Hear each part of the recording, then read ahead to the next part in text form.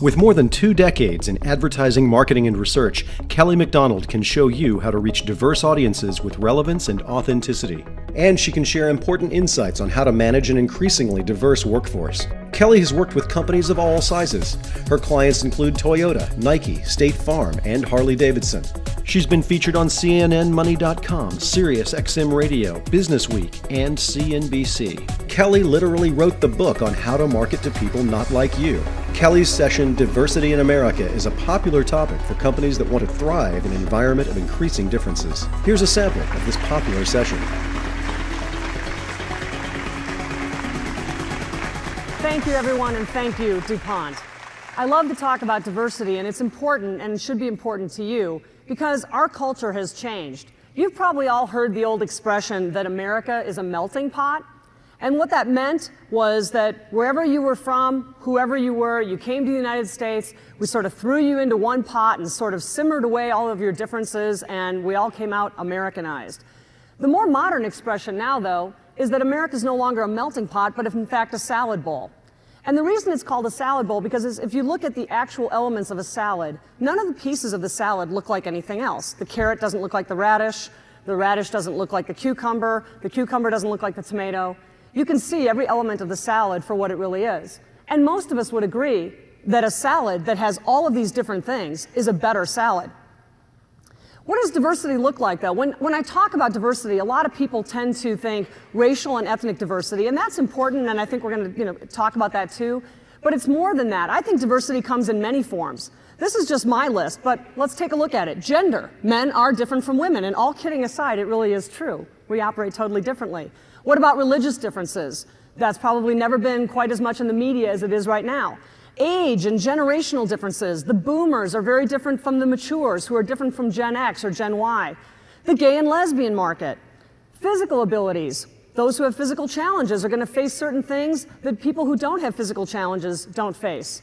What about rural versus metro? Someone who lives in a rural area is going to be very different than someone who lives in Manhattan.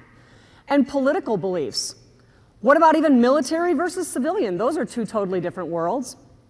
And of course, racial, white, African American, Asian, and Native American, but also ethnic and linguistic differences. For example, Hispanic is not a race, it's an ethnicity, or Asian Indian. Nativity. I think someone who's foreign born is going to look at the United States with a very different lens than someone who's US born. Life stage. A new mom or a new dad is going to be in a very different place emotionally, financially, priority-wise than someone who's a retiree, someone who's a college student, or someone who's an empty nester. Lifestyle and affluence. The working poor are very different from the middle class, who are different from the wealthy. And what about core values? Someone who's a hardcore environmentalist or a vegan or a vegetarian or someone who homeschools their child is going to be different than someone who doesn't homeschool their child. Those are core values that can reflect the way that you do business.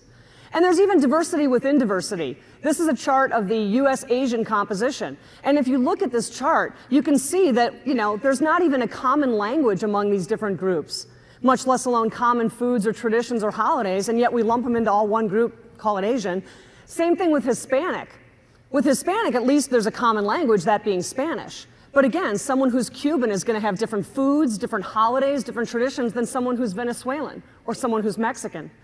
And in the United States right now, 1 in 9 people are foreign born. 1 in 9.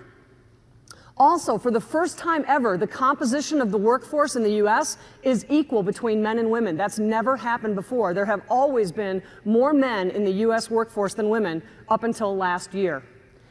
I believe that understanding someone who's different from you, whether it's a coworker inside your shop or whether it's your customer base, is less about focusing on their race or the shape of their eyes, the color of their skin, and more about the experiences that define them and make them them. That's what really defines all of us.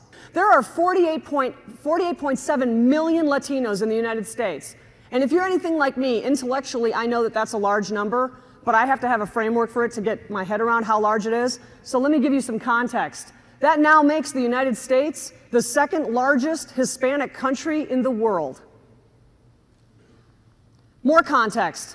There are more Latinos living in the United States than there are Canadians in Canada. And the Hispanic population is the fastest growing ethnic group in the United States. So let me speak with you now about some strategies for success. The first strategy that I would offer to you is to be relevant. You cannot connect with any new marketplace or any new customer group or any new employee group if you're not relevant to them. You've got to figure out what do people want, and if you can possibly give it to them, give it to them. The Angelica Theater in Dallas, where I live, is an art house film place. And if you think about their business, that's a tough business. What's the deadest time of the week for the movie business? Mornings. Even the seniors don't come out till the afternoon, right, for the matinees. And yet you have everything, right? You got the milk duds, you got the popcorn, you got the movie, you just don't have any customers. So they were really smart and they said, wait a minute, what about new moms? What about new moms? Just because you've had a baby doesn't mean that you're no longer interested in film. You're the same woman, still have the same needs and interests and likes and dislikes, but now you've got a baby. So it's going to be harder for you to get out of the house and go see a movie. But boy, if there was ever anybody who needs to get out of the house, it's a new mom, right? She's climbing the walls. But it's problematic because now I've got this baby and I want to go see a movie and it's kind of hard. I got to figure out the child care thing. And if I don't figure out the child care thing and I go to the movie theater and I bring my little baby and my baby starts fussing, then people go, shh, and they hate you, right? So they don't go. They just don't go. It's just too much hassle. So this particular art house film place opened up a new thing called the Crybaby Matinee. 11 o'clock in the morning, timed for baby's first nap. No men allowed, so that women can breastfeed comfortably. Baby changing area in the back of the movie, so that if you have to change a diaper in the middle of the movie, you don't have to miss a minute of the movie. And you know what? If your little loved one starts fussing during the movie, chances are the other mothers are going to be completely sympathetic, right? The place is absolutely packed. There's a lot of blunders about this, folks, and people who ought to know better don't. There's a law firm in Kansas City that is predominantly white, and they are making huge, huge efforts to diversify their partners and their associates because they know they have a problem. They know that they are not representative of the future going forward. So they are making huge diversity efforts. Their heart is in the right place. And one of the things that they do with their senior partners is they match their senior partners up with minority associates for mentoring because they want these people to do very, very well. So a partner who is an older white gentleman was taking one of the young associates who's African American out to lunch. And they go to lunch, and the older white partner says, so, tell me, where are your people from? Oh, it gets worse. And the young man says, Kansas City. And the older partner says, no, but where are your people from? And the young man has no idea what he's talking about. He thinks, well, maybe he's talking about my grandparents over, and he said, Kansas City. My whole family's from Kansas City, always have been. And he said, oh, no, I'm talking about what tribe in Africa are your people from? A law firm. They could get sued for that. It's unbelievable. Or, these types of comments that we hear in focus groups all the time. Talking louder does not make me bilingual.